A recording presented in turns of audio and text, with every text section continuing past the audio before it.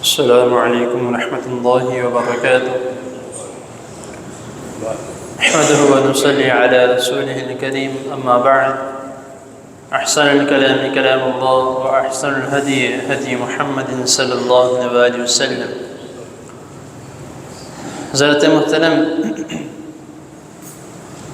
اللہ تعالیٰ کی توفیق سے اور آپ دوست احباب بزرگوں کی دعاؤں سے جنازے اور موت کے احکام و مسائل آپ کے سامنے اختصار کے ساتھ بیان کیے جا رہے ہیں۔ پچھلی نشست میں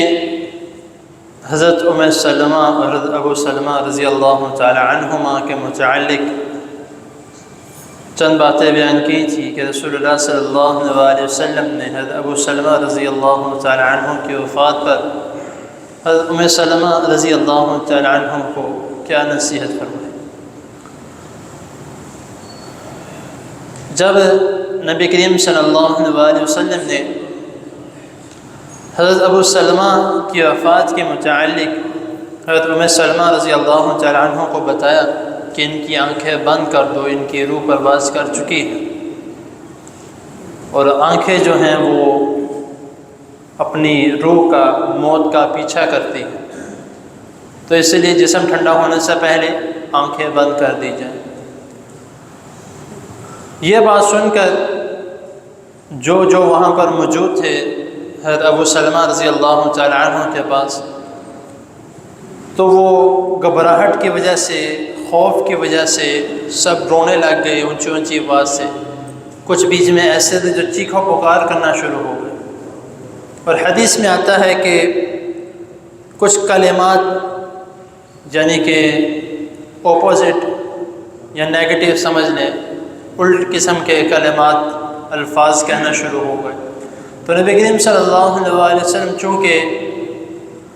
کسی بھی قسم کی کوئی بات کو رائے گاہ نہیں جانے دیتے تھے، جہاں پہ نبی کریم صلی اللہ علیہ وسلم کو جو چیز غلط لگتی ہے آپ فوراً اس کو ٹوک دیتے تھے اور اس کی نصیحت کرتے تھے،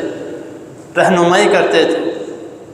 تو نبی کریم صلی اللہ علیہ وسلم نے اسی وقت سب کو روکا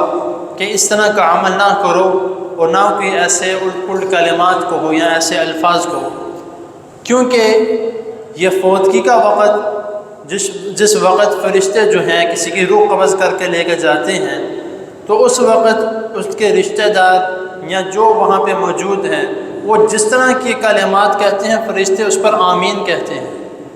اگر غلط کلمات کہے جائیں گے تو فرشتوں نے اس پر بھی آمین کہنا ہے، تو ہو سکتا ہے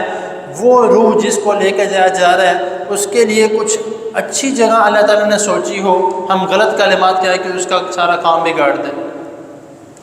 تو اس لیے نبی کریم صلی اللہ علیہ وسلم نے فرمایا کہ یہ بخشش کا وقت ہے، اس کے لیے بخشش کی دعا کرو، اس کے لیے درجات بلند ہونے کی دعا کرو، تو یہ اللہ تعالیٰ نے جو ہے اس پر فرشتے آمین کہیں گے۔ تو کئی مرتبہ جو ہے اس طرح ہم جب اس طرح کے کوئی معاملات ہوتے ہیں تو کیونکہ ہماری معذرت کے ساتھ یہ عادت ہے کہ ہم بغیر تحقیق کے تمام اعمال کرتے ہیں، تو فوتگی کے وقت اور یہاں تک کہ میت موجود ہے اس کے ہونے تک اور اس کے اٹھنے تک ہمارے جتنے بھی معاملات ہیں سب کے سب ہمارے حدیث کے خلاف ہیں، کوئی ایک بھی ایسا نہیں ہے جو ہمارا حدیث کے اوپر ہے۔ اب آپ کہیں گے کہ یہ حافظ صاحب کس طرح کی بات کر رہے ہیں، آج تک ہم نے کچھ سنا نہیں اس طرح کی بات، آج پہلی مرتبہ سننے لگے۔ نمبر ایک، جب کوئی فوت ہوتا ہے غسل وغیرہ تو آگے ہم انشاءاللہ تعالیٰ اس کے متعلق سنیں گے اور پڑھیں گے، انشاءاللہ تعالیٰ میں بیان کروں گا، لیکن میت کے فوت ہونے کے بعد ہم وہاں پر میت کے پاس بیٹھے رہتے ہیں، کوئی سورۃ فاتحہ پڑھنے لگ گیا ہے، کوئی درود پڑھنے لگ گیا ہے، کوئی کل پڑھنے لگ گیا ہے ادھر بیٹھے بیٹھے۔ حالانکہ یہ ذکر ہے لیکن یہ اس موقع کا ذکر نہیں ہے، اس موقع کا یہ ذکر نہیں ہے۔ کوئی سورۃ فاتحہ پڑھ رہا ہے، کوئی باقی کل پڑھ رہا ہے، کوئی درود شریف پڑھ رہا ہے، اور جو کوئی آ رہا ہے آ کے دیکھ کے چلا جاتا ہے۔ اس کے بعد جو ہے جب میت کو اٹھایا جاتا ہے اس وقت ہم نعرہ لگاتے ہیں کلمہ شہادت لا الہ الا اللہ۔ اس وقت سے لے کے اس وقت تک جتنے اعمال ہیں سارے حدیث کے خلاف ہیں، آپ جتنی مرضی کتابیں احادیث کی اٹھا کے دیکھ لیں، اگر کہیں سے بھی آپ کو اس کا ثبوت مل جائے تو آپ مجھے آگے کہہ دیں کہ بھائی تم نے غلط بات کی ہے۔ رسول اللہ صلی اللہ علیہ وسلم نے اس موقع پر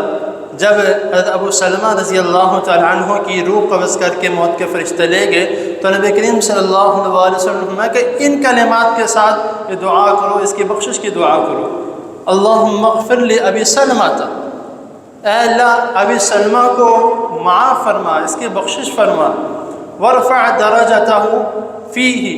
کہ اے اللہ اس کی درجات بلند کر، اس کے درجات بلند کر۔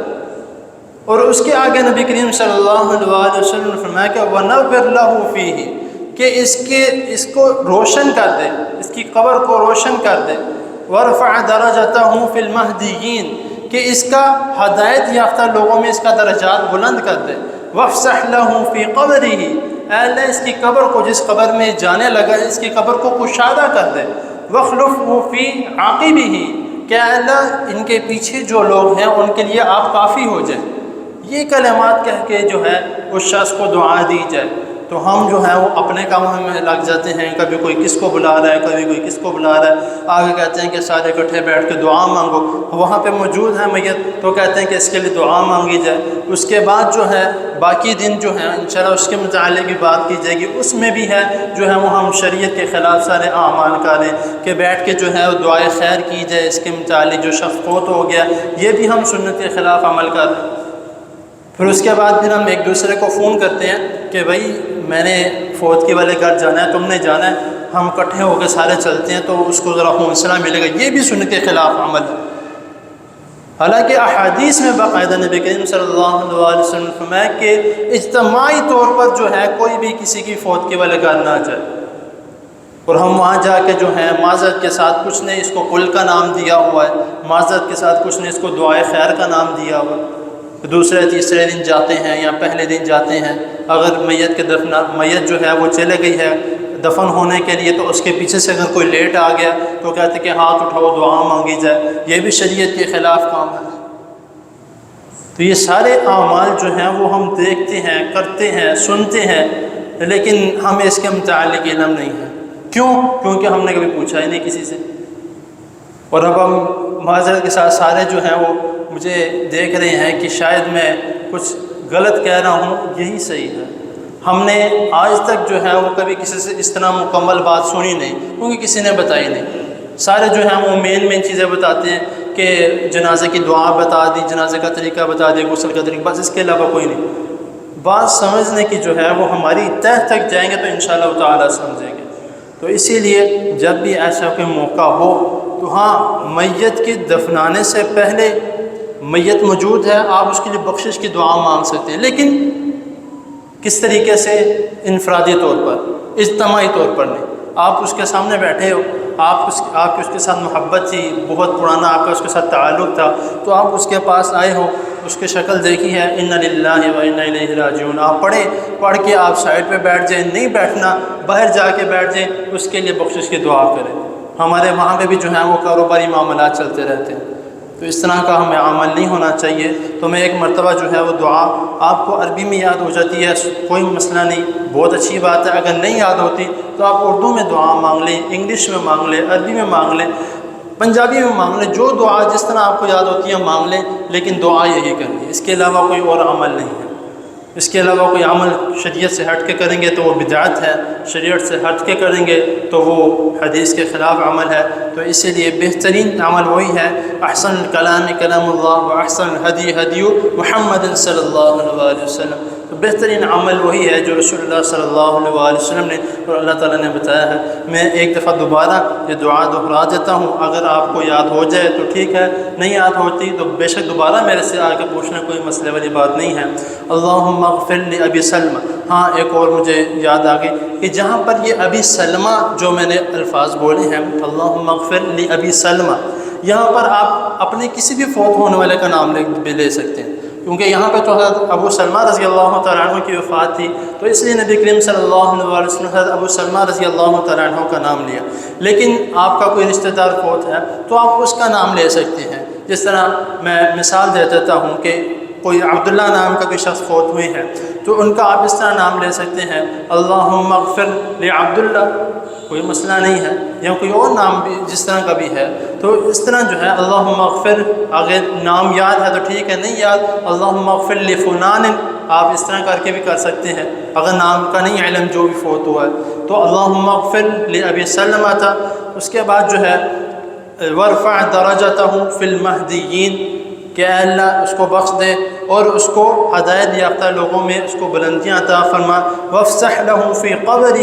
اے اللہ اس کی قبر کو کشادہ عطا فرما، ونور لہ فیہ، اور اس کے لیے اس میں روشن پیدا کر دے، روشنی پیدا کر دے، واخلفہ فی عاقبہ، اور اس کے پیچھے جو لوگ رہ گئے ہیں ان کے لیے کافی ہو جائے۔ یہ مختصر سی دعا ہے، انشاءاللہ تعالیٰ آگے اسی طرح جو ہے وہ چند ادھر اور بھی کچھ باتیں ہیں وہ انشاءاللہ تعالیٰ اگلے نشست میں بیان کی جائیں گی۔ اللہ تعالیٰ کی حضور دعا ہے اللہ تعالیٰ ہمیں جو سنا ہے اس کو سمجھنے کی اور اس پر عمل کرنے کی توفیق عطا فرمائے، اور ہمیں صحیح سنت کے مطابق تمام اعمال اور معاملات کرنے کی توفیق عطا فرمائے۔ جزاکم اللہ خیر۔ ہاں ایک اور بات دادا جان نے تھوڑی آگے اس کے متعلق بات ہونی تھی، چلے میں تھوڑی سی پوائنٹ آؤٹ کر دیتا ہوں کہ مرد ہے آپ اس کا چہرہ دیکھ سکتے ہیں کہ کون فوت ہوا ہے، لیکن اگر عورت ہے اس کا چہرہ نہیں دیکھ سکتے، اس کا چہرہ صرف وہی دیکھ سکتے ہیں جو محرم ہے، اور محرم بھی وقتی محرم نہیں۔ انشاءاللہ تعالیٰ اس کے متعلق میں آگے بات کروں گا کہ وقتی محرم اور محرم جو خونی محرم ہے اس کے کیا مراد ہے انشاءاللہ تعالیٰ، تو اس کا جو ہے وہ خیال کرنا ہے۔ اللہ تعالیٰ ہمیں عمل کی توفیق عطا فرمائے۔ جزاک اللہ۔